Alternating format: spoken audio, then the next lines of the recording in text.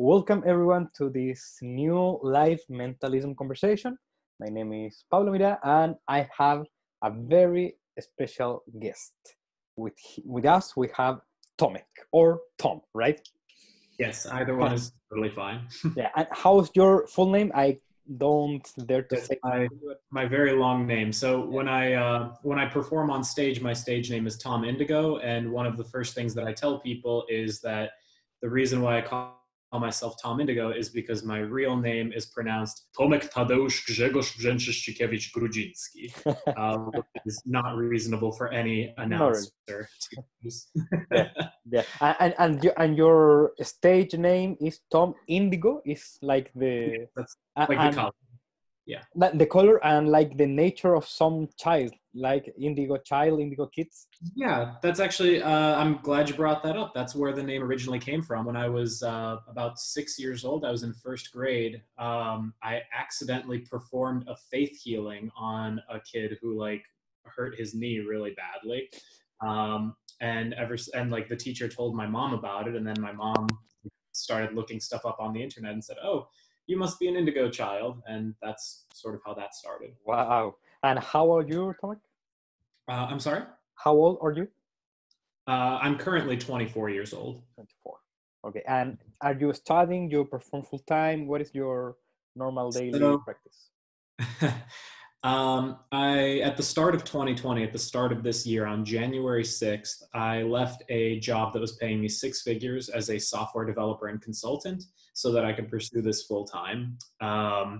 Naturally, it is not the ideal timing to take that leap because, well, we kind of have some idea of what's happening outside. It's people aren't really meeting so much. So on the one hand, it's not ideal. On the other hand, it's very fortunate timing because, well, it kind of lets me focus my entire day on building my business, refining my act, and making sure that once all of this is blown over and I can do live shows again, that I will have a fully refined product because I have nothing else to do now. I'm locked in a box.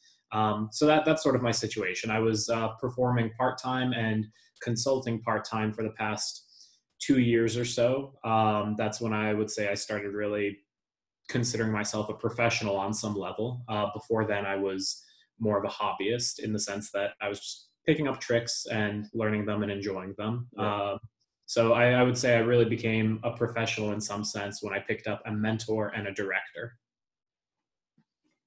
Beautiful, beautiful words, because one thing that strikes me that you are very young, but at the same time you have such mature thinking, and as we said outside the recording, a very interesting language, and I can observe that your background is very different. Maybe you start with magic and then you went to mentalism, or maybe you had some influences. So share with us, what are your influences, your background as who you are today? Yeah, so I guess the natural starting point is when I was 14 years old, that's when I learned my first magic trick. I wasn't very confident when I was young. I could barely talk to someone without becoming extremely nervous. So I happened to learn some magic, and that was my crutch socially. And over the years, it took maybe like a year to realize that I was more naturally inclined towards mentalism than to magic, because I really liked the stuff that felt psychological or psychic in nature. Anything like, it made more sense to me than producing a dove. It just felt more natural to me. Yeah. And it just so happens that a lot of things in my past also happened to coincide with like, oh, how could you have not become a mentalist? On the one hand, my mother thought I was an indigo child, like I had mentioned before. On another hand, I taught myself how to play chess when I was 4 years old, which then led to me like becoming a top chess player in the Chicago area, which is also very like cerebral kind of thing. I found out when I was 15 or 16 that my grandmother back in Poland was actually a psychic who specialized in divining people's futures through interpreting their dreams. So wow. I found out, yeah, like no one told me about it when I was younger, but then I started doing magic and I started doing the mind reading stuff. And then all of a sudden my parents were like, hey, this used to be a thing back in Poland. And I was like, what? Have you not told me this sooner? Yeah. So that's my origin comes from a lot of different places. Wow. And yeah, I guess that's a bit of a long-winded answer, but I try to take my influences for mentalism from pretty much everywhere, from my theater training, from my training in storytelling, from my passions outside of the magic world, because really that's the only way to truly be original in magic or mentalism. You have to pull from your passions that are outside of those realms. That can't be your only thing that you do. Exactly. Beautiful. And you said that maybe this is too long-winded, but there is no such thing in a conversation. It's a pleasure to hear your thoughts, your ideas. And you said that you were and you are a consultant. What do you mean by that? How do you offer that service? Yeah. So in terms of the theatrical consulting that I do, I guess the simplest way to describe it is my job is to help you achieve your goals as an entertainer. Above all else, that's my job. My job is to help you achieve your goals as an entertainer. My job is to help you achieve your goals. My job is to help you. That's what it is at its core, meaning people reach out to me. Typically, they're professional performers or hobbyists who are very passionate about learning how to transition to developing a professional act. And they say, hey, here's something that I'm struggling with, or I don't know what to do next. Here's my current situation. And we'll schedule a call. I'll talk to them and I'll try to figure out how I can best help them. And once that has happened, we agree on a fee that's within the person's budget always, because again, my goal is to help people, not to make a little bit of money. That's not how I make my full-time income.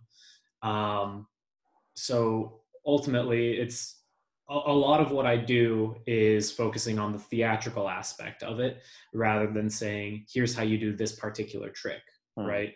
Because there's 100 methods to do any particular effect or trick in mentalism. But it's so much, and there's so much material out there that it's much more useful if I say, help you figure out who your character is, or help you figure out how to develop interesting premises for your show, or help you figure out how to transition from one routine to the next, or help you eliminate some bad habits in your act. So those are some of the things that I do to help people. Beautiful. And again, it's very interesting to hear such words and such wisdom. And I assume that you notice in one of your Facebook posts, someone, I will not say names of course, but someone said, how old are you? Right? And how old am I? Yeah. So, and I feel, it's all in my subjective perspective, that that comment has a lot of ageism. I don't even remember who said that, but I remember that comment now that you bring I it up. read it. I say, why? Right? It's so unnecessary because, yes, you are young. You are 24. I am 31. Who cares, right? Absolutely. If someone feels that they have value to share, and especially as you said, it's not about the money. Money is just energy that you offer in exchange of something. It's about really expanding the possibilities of our colleagues and share and collaborate, and even what we are doing right now, right? Connecting. And in these difficult times of isolation, of quarantine, of apparent disconnection, we must be conscious about our connection. And this media obviously is different to the interpersonal relation, but has value, right? It's very interesting to explore it and to realize that we can offer content, we can offer ideas, value, and use our time and manage it in wise ways. Yeah, I think you're absolutely right. I think now is more important than ever to sort of re-examine those connections, like you were saying. If there's ever been a time to call somebody up on the phone who you haven't spoken to in a long time, this is the time to do it. So, definitely. Yeah. And do you have any experience or thoughts about this movement that is happening in the show business and in mystery arts, that several people are offering a digital show, right? A virtual show. And and when everything this started, I already create an act and I already offer it as a service for anyone who's interested in my local country, especially in Chile, in my country in Spanish. But and before doing this and the structure of what do I will perform, I also try to very hard understand this media. So in a very basic thing, what am I showing? How I am communicating with my clothing, right? With my style. I need to understand that this is also a valid space for mentalism, and I need to be very cautious. So what are your thoughts, your ideas in that digital performance? I think you made a really, really good point just there in terms of, you said you need to understand this medium, right? This, the context that you're performing in. I think that it was very interesting to see how you had all of these magicians, mentalists, all of these mystery entertainers who just a few short weeks ago would scoff at anyone who performed on YouTube, Instagram, where they would say, "You're not real performers." Right. And then all those same people then immediately started releasing these free shows, which are basically their live shows, but with poor production quality because they didn't focus on their background. For example, like they would have like filthy sheets in their background or something very disheveled, and I think they don't realize just how, like, they're just starting to appreciate that, yeah, those people are real performers. It's just a different medium, and it's a very, very different medium. I performed one virtual live show on Instagram a couple of weeks ago, and there were good parts to it and bad parts to it, and I hope to be performing another one, an improved version, in the next couple of days. And I think one of the things that really caught me by surprise was that the scripting and the tightness of the scripting is even more important than in a live show, which you almost think it would be in reverse, because it's like, oh, there's this buffer period where you're calling people to invite them up on stage. And it turns out it's even more important to be tightly scripted because people process information 1.5 times more quickly audibly through a screen. Meaning right now I'm speaking about 1.5 times more quickly than I usually would, or at least I'm trying to. But you're hearing it at a normal rate. So the fact that I wasn't completely cognizant of that during my first performance, my director informed me of that after my first performance. That led me to sort of refine my act and learn how to tighten up the scripts and learn how to never have a moment of dead time, because if they're processing everything 1.5 times more quickly, that means that the dead time also feels 1.5 times longer, which is very problematic. So those are some of my thoughts on that. I could go on for hours, honestly. Beautiful. And you mentioned that you have, or maybe you have, a director. Yes. How can you liberate this maybe attachment to your ego, or how can you be vulnerable in front of someone that will give you feedback to change things? And maybe some people that they want to hire a director, but maybe they're afraid of different things. So how can you approach that?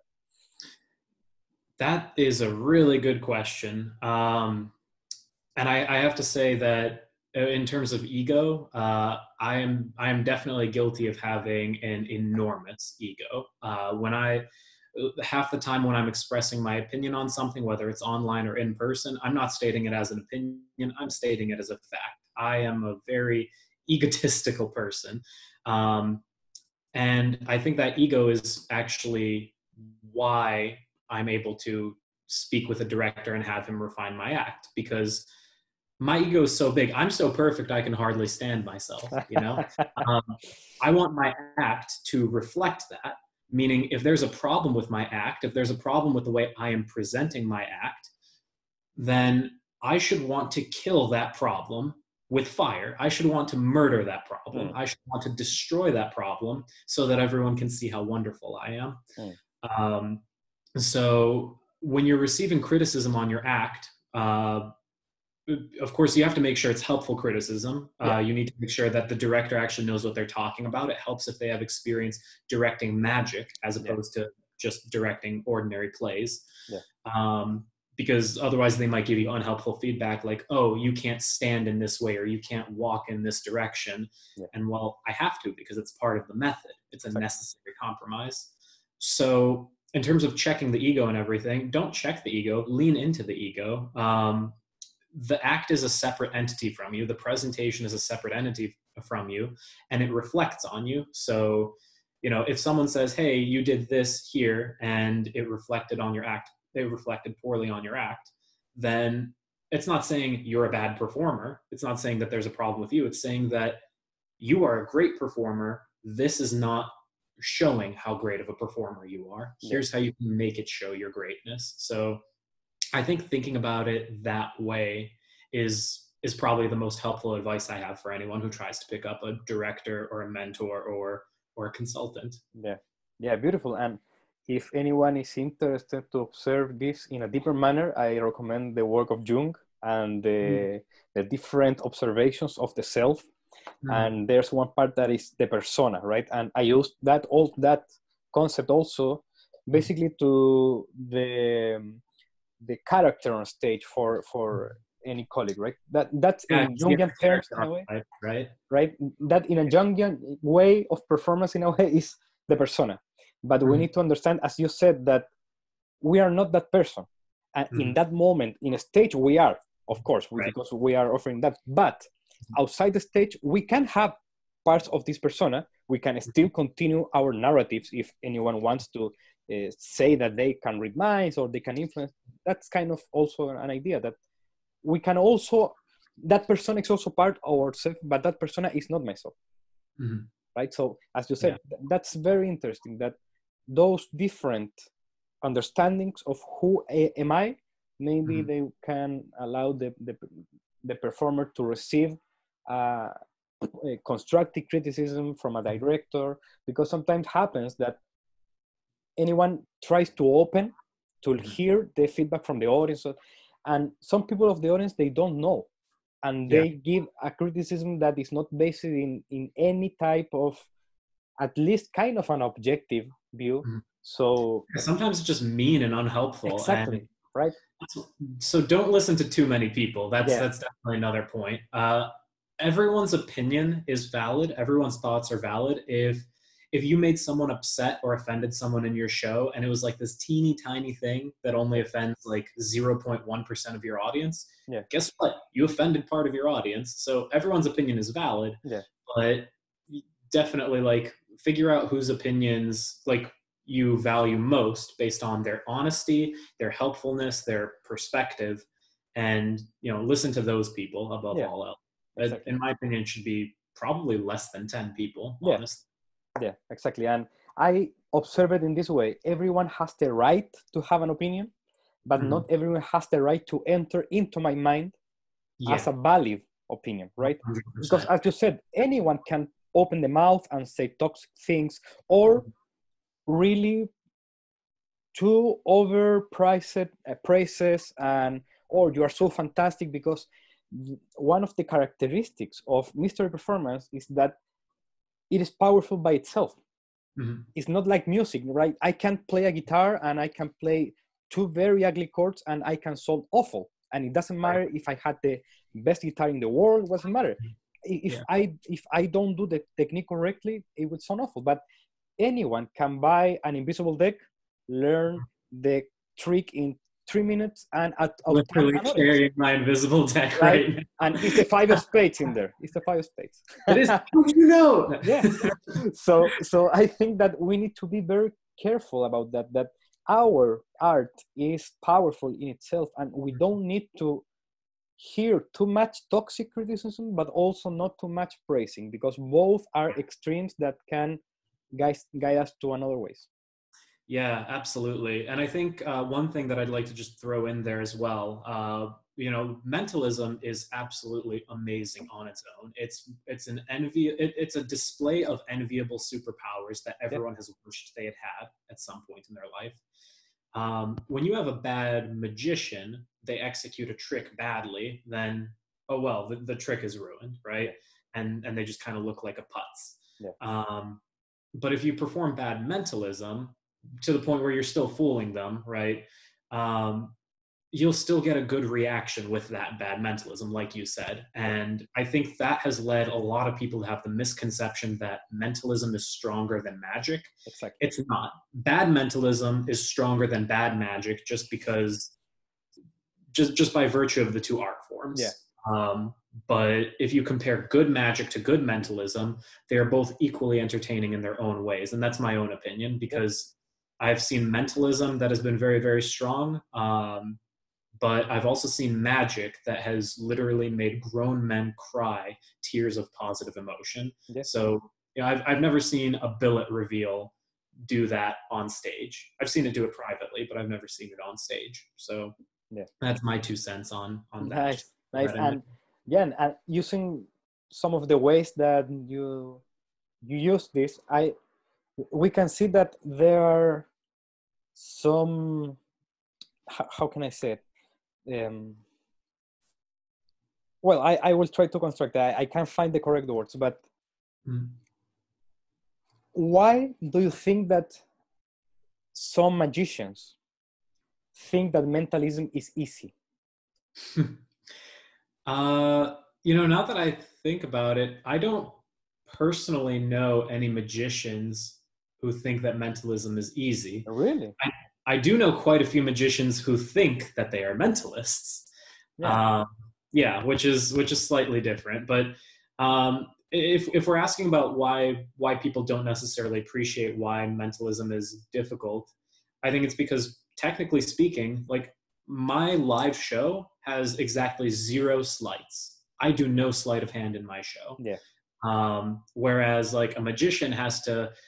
I was just talking to Carissa Hendricks a couple months ago, right before this COVID stuff happened.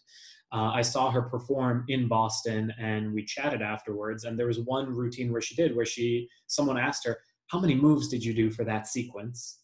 And she said, 27. 27 sleights in one 7-minute routine. So I think a lot of magicians, if they think that mentalism is easy, it's because they're evaluating it just on the manual technical difficulty, which is a fallacy, because that's, you know, the whole point of magic or mentalism or any mystery entertainment is, one, you have to fool them. You need technical mastery, so that way the illusion can actually exist in a perfect state. Once you have that level of technical proficiency, though, you don't need to be even a tiny bit better than that. Once you've achieved technical sufficiency, like, becoming more technically sufficient is not going to improve your act. Because you hit that level already. The hard part then is the showmanship. This is the part where you need to increase it as much as you can. Increasing the effectiveness of your showmanship will always make your act better. And I think the magicians who think that mentalism is easy are probably people who don't grasp that. They're people who think that the sleights, the technical proficiency, is the part that needs to constantly increase. Exactly. Yeah, and that's part because we call techniques just like that, right? We just use that word, but I think that if we observe technique not as a goal, but as a construct, we can understand there are very types of techniques, right? There are psychological techniques, there are linguistic techniques, there are mechanical techniques, of course, there are staging techniques. So again, as you said, it's not about the slide, that's one part. And there are some mentalism routines that use one slide or maybe non-slide, but they use other type of techniques. They use compliance, they use linguistic patterns, they use the understanding of staging, because in that way it doesn't work in this way, right? So there are various type of techniques. Now I found a way. How can I ask you the previous question? I have seen some mentalists that they, as you said, they are real magicians. They're creating the illusion of mentalism. Right. But I also saw, and I saw several magicians that look like real magicians in terms that they don't feel like a trickster, but a magician that is really invoking a sensation of magic. So in your experience, do you have any observations about that depth of the Mr. Performance in which we don't just create illusions, but as you said, like a stable illusion, even a reality? So I guess I'll need to make sure I understand the question correctly to answer it. Are you asking if I've seen something that feels like real magic, that Exactly. kind of thing? Even mentalism or magician, someone that you really felt, it's not about the power, but the experience, the ambience that he or she created. I'm very fortunate that I know a few people like that, but I think the main one that I'll mention is my mentor, David Hyra. So he actually, a couple of years ago when I first started transitioning to becoming a professional performer, I trained with him in Costa Rica. He has a conference there where I went and I learned from him for about a week. And he showed us real magic every single day. He took a Losander floating table and he performed a routine that was real magic. It was not a Losander table. He took a normal table and he made it float using his magical powers. Beautiful. And I like, but more interesting than that, because if we're talking about real magic should be something that is universal across language and across senses. If you're blind, if you're deaf, if you don't speak the same language as the performer, you should still be able to experience it if it's real magic. So he did this thing, and I don't know if I should even be saying this because part of the secret sauce, I guess, for like a valuable lesson that was learned. But I'll share it anyway because I think that it's something that everyone should consider.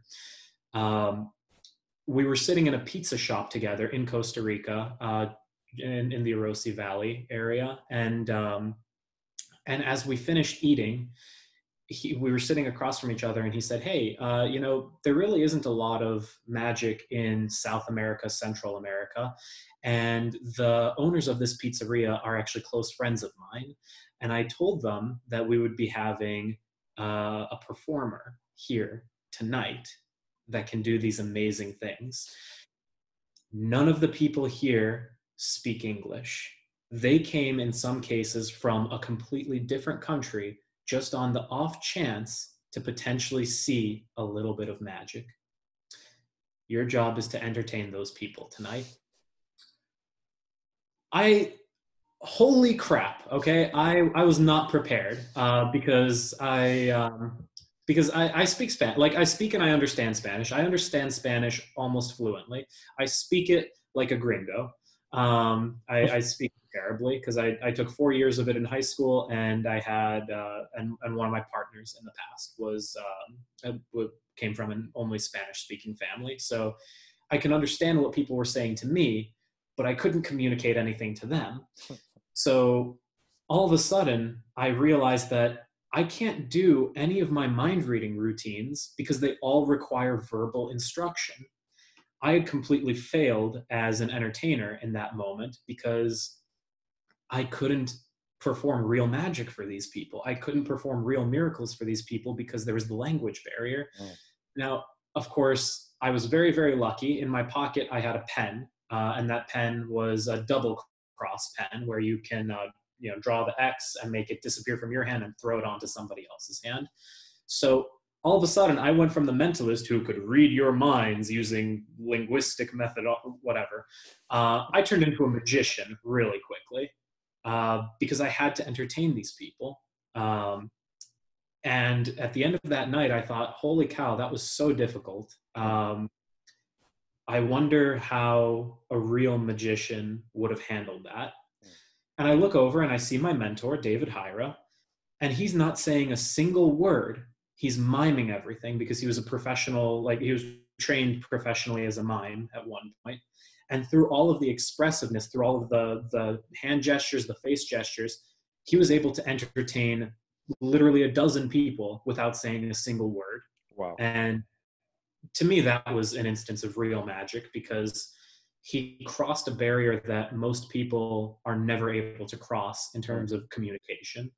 So I hope that answers the question, but that's an experience of what real magic is to me. Of course. And I love that. Thanks for sharing that. And I love that you can treasure that experience. And I felt that you are still experiencing this Of course, yeah. enthusiasm.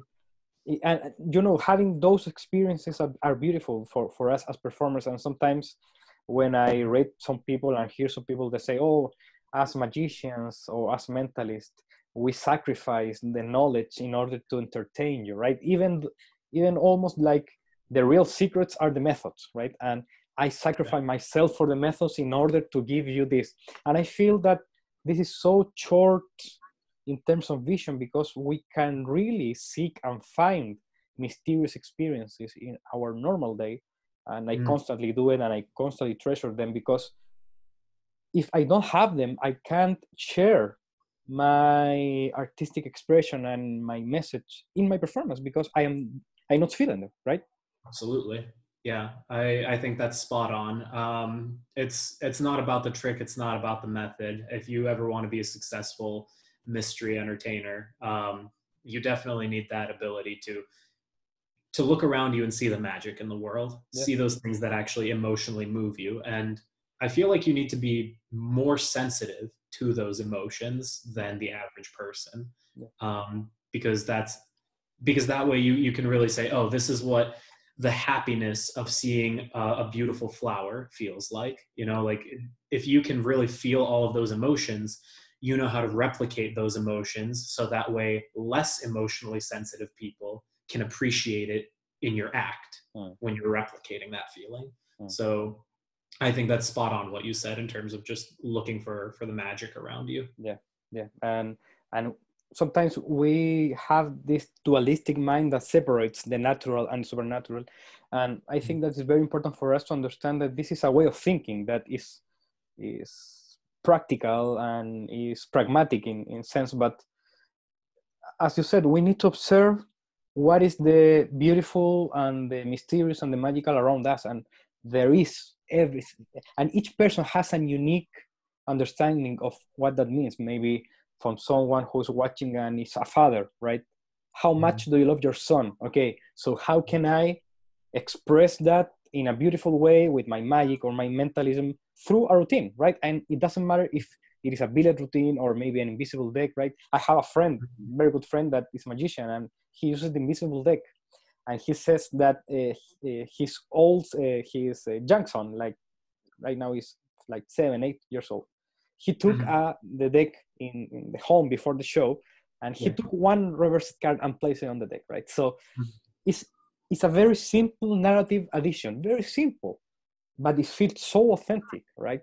And it's not authentic from real life that actually makes them happy. And exactly. That's and you know, I know that it is not. How can I say it? It is not. That didn't happen actually. That my friend didn't really give the son the deck of cards and turn over and go into the show.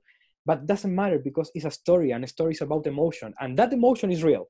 The story is just words that he puts together in order to achieve this emotional state. And this friend of mine is not a very complex magician. They don't know how to do very good slides, but he's a magician in the way that he can share that magical experience, right? And I think that is also our part to offer people the power of the mind, or the power of influence, the richness of the potential of the psyche, whatever is your own message. I think that, as you said, the tricks, the methods, the ultimate gimmick of whatever comes next, it's fine, it's cool, but we need to focus in the essence of that. Absolutely. I mean, it ultimately depends on what your goal is. If you're a collector, if you're a hobbyist who just likes collecting tricks, by all means, you can do that. But we're talking about entertainment here, which in that case, you're absolutely right. And yeah, just to circle back, you said, you know, this story about his son turning over the card in a deck of cards. You said that wasn't true, but I'm going to offer a slightly different perspective, and I'm going to say that it is 100% true that child turned over that card in that deck. The reason why I say it's true is because it's true in a storytelling context. Yeah, exactly. If you tell an actual series of events just a laundry list of the things that happened for a story, it's not a good story because there's no drama, there's no emotions there. It's just, here's what happened or what didn't happen.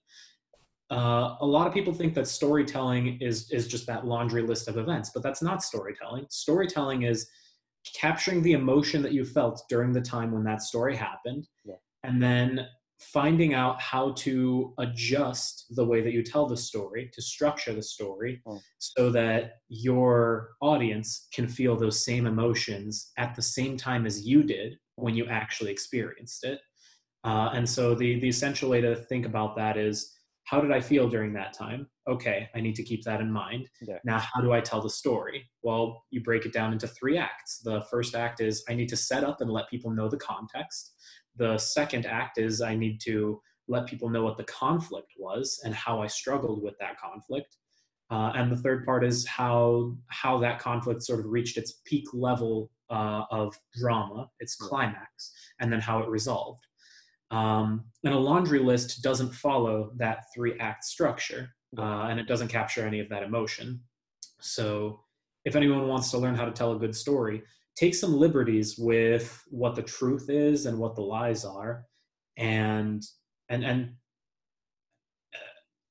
give an example, the story of how I met my fiance, when I was 15 years old, I was in an elevator on a cruise ship. My mom took me for my 16th birthday on a cruise around the Mediterranean Sea.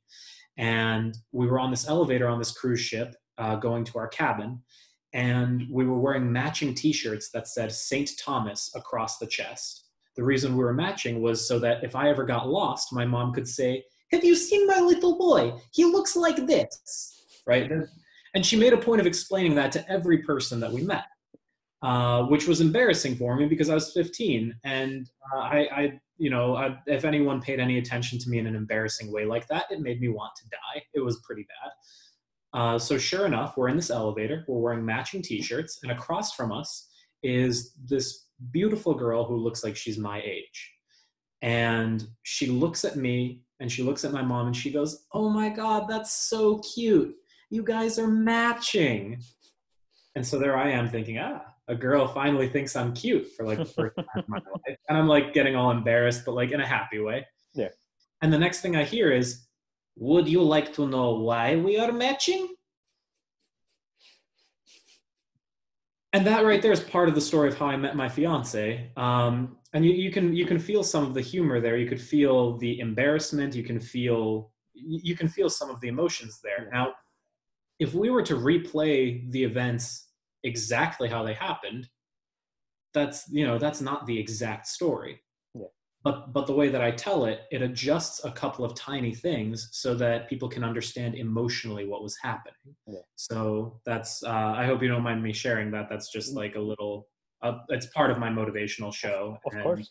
I think it's a useful example for anyone who ever wanted to know, how do I tell a story in the context of the show. Yeah, no, beautiful. And if anyone is interested in learning how to structure a story and a plot, there's a very basic book and very easy to read that is called The 7 Basic Plots.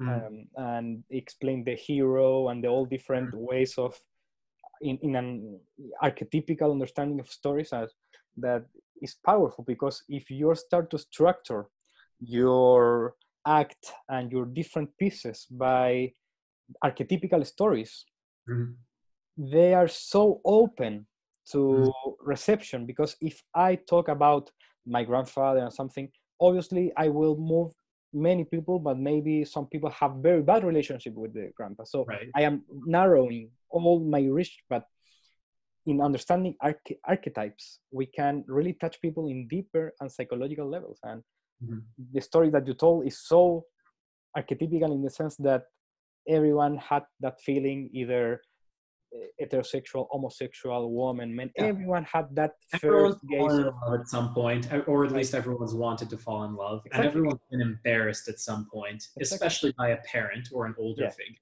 Yeah. So it's relatable. So beautiful. You're right. Beautiful. And especially because you imitate your mother's voice, and in a way you also communicate that you don't take too serious because you allow yourself to sound like that, right? So it feels very connected. Yeah. Beautiful. And I am seeing that you have a very interesting t-shirt. Oh, this guy this year.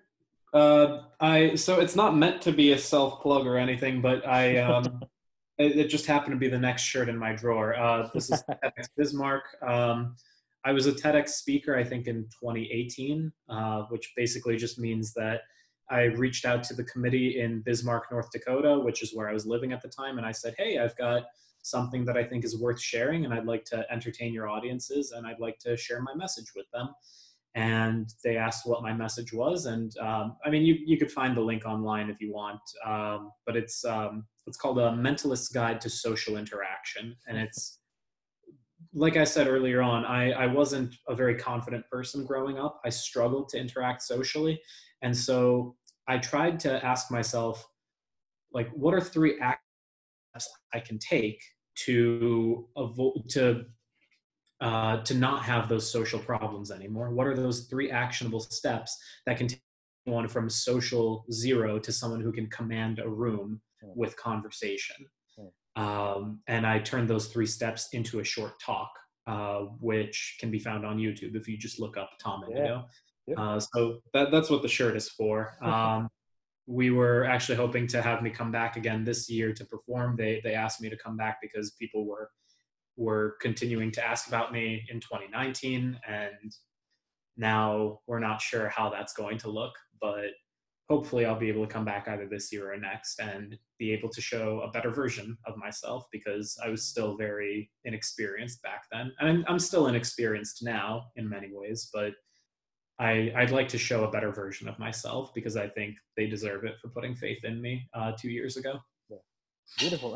And just you touch a very important point about experience, because if we understand experience as this gigantic concept that can even allows us to feel like very weak, right? That I don't have experience, but experience about what, right? I don't have any experience about sailboat, or I have no experience about flying with an airplane, but I have great experience in performance. In my own life, I start to be in front of an audience since my childhood. So for me, it's very natural to be in front of a group. So if we focus what experience means to us, we can know maybe what is our path, right? Because you felt right now, because you shared this to me, that you are a performer, you're a consultant, right? So you have enough experience and focus in that to pursue that, right? Right. And how is your chess nowadays?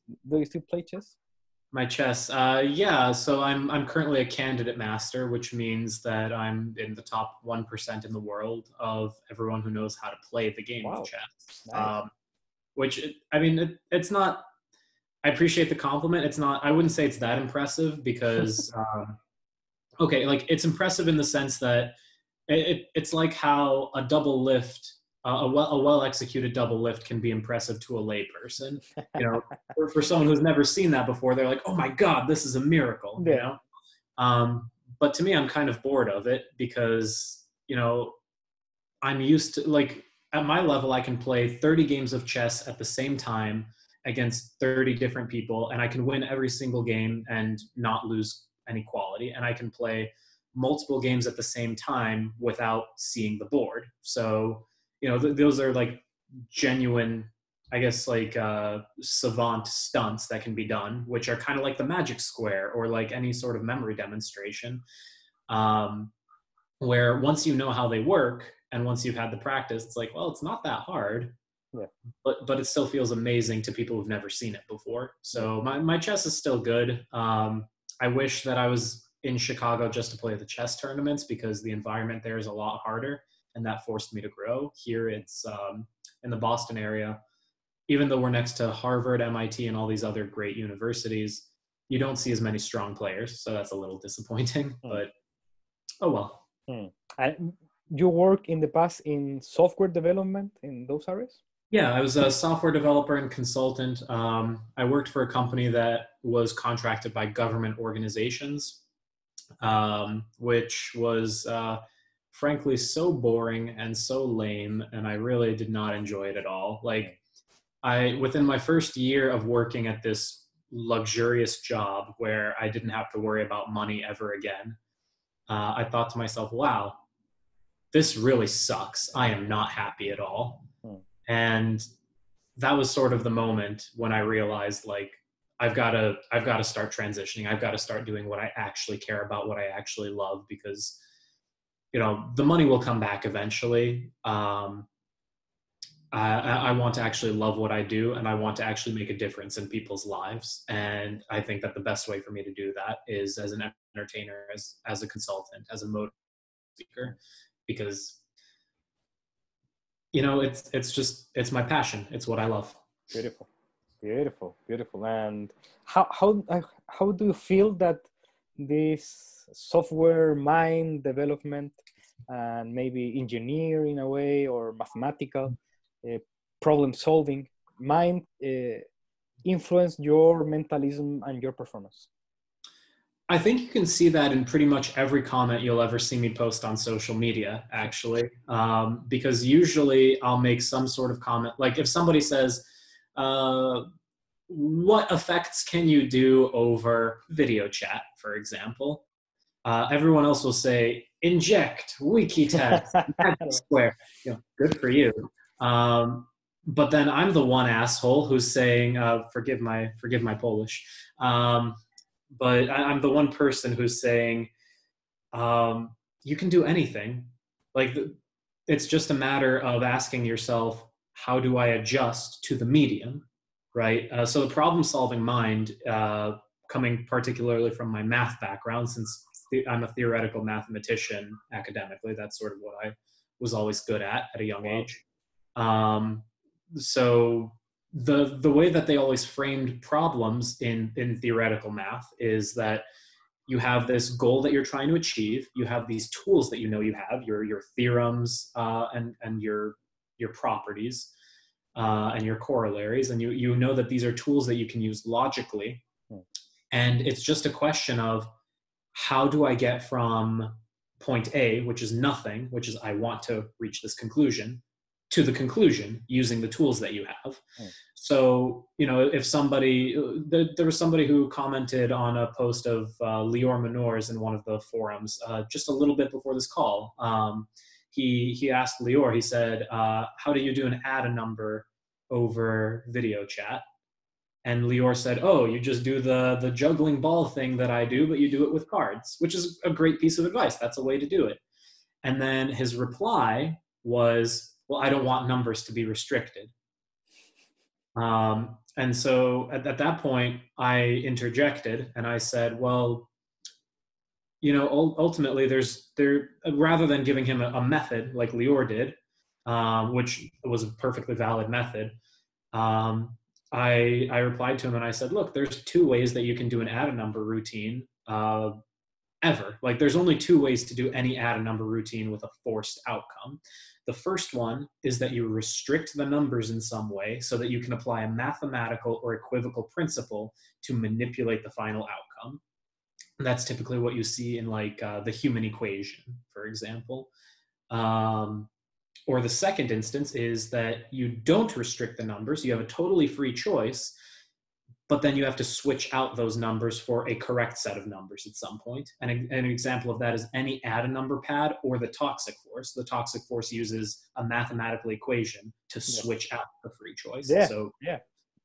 So my background in terms of problem solving is, every time I think about an effect or a routine or anything, that's how I always tackle it. I don't tackle it as, what routines are out there that can solve this need? You know, that doesn't work. It's such a closed-minded way of thinking. Instead, you got to ask yourself, how can I break this down to its very core? How can I, like, what is my goal? What are the tools that I have? Okay, let's start playing with these tools and seeing if we can develop a framework for it. And that's really the type of thinking that I emphasize in my consulting as well, so that people can learn how to think for themselves long after I'm gone, like when we're not working together so often anymore. I want people to have that framework of thinking for themselves, because it makes life a lot easier. That's the idea. That's the idea. And, you know, in my own work, I realized that most of the time I use this outer to inner creativity, but that I mean that I want to create the experience, and then I go inside of my inner reality and I start, okay, I can use this or that, right? But also I found that I don't like to limit my creativity, so I also use sometimes the inner to outer. So I play with different objects, with different techniques, tools, and they say, okay, what can I do with this? And then sometimes in the middle, I interconnect both. So, oh, what can I do with this? Oh, this solves a problem that I had before, and now I have a coherent inner and outer reality, you know? So yeah. Creativity is so beautiful and powerful that I think that, as you said at the beginning of this conversation, that we can't only love mentalism or magic or any mystery performance. We need to reach to so different types of interests and disciplines and arts and sciences. So our combination of practices offers authenticity. Yeah, absolutely. And you know what I love about you, Pablo? I love that you can actually tell what your passion is outside of mentalism in just one conversation with you, which means that you've actually put in the work to figure that out. Which obviously you have, because you're a professional performer who knows what he's doing.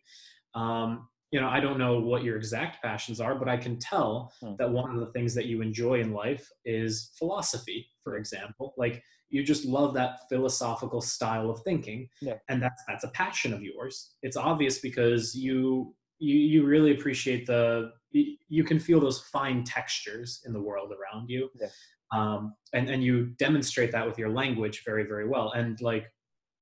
And that's something that if someone tried to copy you who didn't care about philosophy at all, it would fall completely flat because it's not their passion. Exactly. So I think that you're actually a very good living example of that, how to take something that's outside of mentalism, like philosophy, and turn it into something that is going to be compelling for an entire show.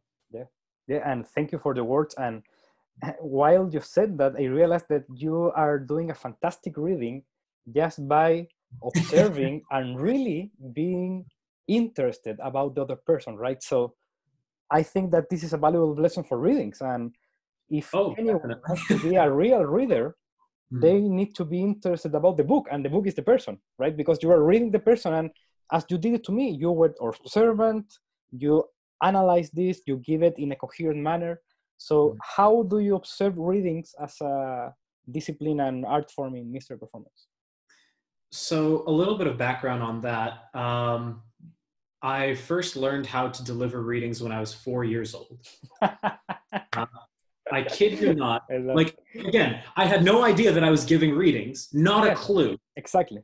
But my father, we used to go on road trips all over the country, all over the US. And as part of those road trips, he taught me 2 skills. He taught me how to read a map in case electricity falls apart everywhere. And he taught me how to look somebody up and down and make targeted judgments about them with as little information as possible. He said, look at that man's shirt, look at that man's shoes. What do you know about him? What's his IQ? Wow. And I was 4 years old. How am I supposed to answer that? Well, by the time I was 6 or 7, I learned a couple of lessons. Like, if someone has a really nice top, but they have really dirty shoes, it means that they're probably somebody who's in a STEM field and who's an expert in that STEM field, engineering, math, something like that, because those are the people who they want to seem put together on top, but they're also very practically minded.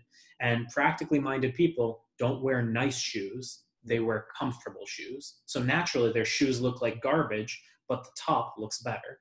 And, that's just one thing that my father taught me. But so years later, I found out that this was a thing that was called readings. And exactly, on the one hand, you can make those judgments in your head quietly, and you pick your audience members that way. You talk to people based on those readings. But if you want to deliver a reading successfully, I think the most valuable tool, which you already mentioned, is be more interested than interesting, because you know that you're interesting. You have magical powers. You have superpowers. You are amazing. Everyone knows you're amazing. But to have the ability to shut the fuck up for a moment and to just listen to somebody, they'll tell you their entire life story if you actually listen and let them get passionate, which incidentally is one of the points that I talk about in my TEDx talk. It's let people get passionate and reward them for being passionate by getting excited with them. So when you're delivering a reading verbally, I think it's a really good idea to just listen first of all, and then repeat that information to them in a way where you say, hey, I have heard this from you. Here's why I appreciate it.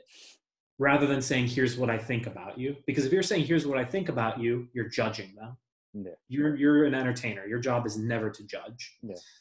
But if they've literally told you something, you can just communicate appreciation for that. And what the person will hear is, oh my God, he's saying these things that absolutely ring true for me.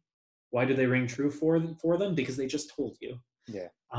And he's making me feel good as he's saying them. Yeah. And that's not to say that I'm flattering them. I don't flatter people. I absolutely refuse to flatter people. I refuse to give them compliments they don't deserve. But I will always look for reasons to appreciate the people around me. Beautiful. Because you have to, if you're a reader, you have to, because, you know, no one wants to hear a reading like, you're a terrible person who shits on your friends a lot, right? But on the other hand, if you deliver a reading like, you know, I can tell you really care a lot about your friends. And I can tell also that by nature of you being a very busy-minded person, you have trouble keeping track of which friends you've talked to recently. And you feel really guilty for that because a lot of times you don't call them when you say you will. You'll forget to call them because you've got so much stuff going on. And you'll flake on them and you'll feel really bad about it. And I think that's, I think it's very admirable that you care so much about your friends. And my one piece of advice I would give to you is make a note. Anytime that you say you're going to call someone, make a note on your hand so that way you don't forget that same day. And I guarantee you, you'll feel a lot better. You'll feel like a better friend, and you'll feel like you're holding more true to yourself because you're actually owning up to those commitments that you actually care about. Now, you know, I'm basically saying the same thing. I'm saying, hey, you suck at keeping in contact with your friends. But the framing is completely different. On the one hand, I'm being critical and judgy in that first example. But in this one, I'm saying, hey, I can see that you don't like this bad habit. Here's why you're a good person. Here's what's really going on. And you're validating them. So anybody who ever asks about like reading systems or how to use crystals to give readings or pendulums to give readings or tarot cards to give readings, you know, all of those tools are wonderful. And they have their merits, but you should also be able to deliver a reading at its core just using this technique of here's what I'm hearing from you. Here's what I appreciate about what I've heard. Exactly. That's the core of everything. Yeah, beautiful. And in psychotherapy, in a way, it's very similar. It's not the same, but very similar to Carl Rogers' technique that it is called like the mirror question or the mirror statement, right? So you said something, and I basically a mirror, and I am showing you what you are for me. And again, if you have appreciation, real appreciation for the person in a reading context, but also in performance, right? If you really care about your participant on stage, if you really care that the person is holding the hand like 5 minutes and you just left that, right? Or because you care, you don't need a mnemonic system for the name. You will remember it because you care. Absolutely. So if you really care, will be there and you will think, how can I offer the best mysterious experience, magical experience, or a reading experience for that person? Yeah, as you said, there's no better system than being genuine to that. Absolutely. Yeah, absolutely.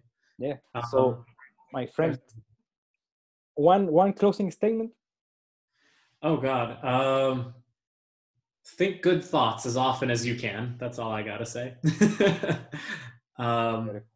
Yeah, that's about all I can say, especially now. And just a quick piece of advice to anyone who's doing a virtual show in the near future.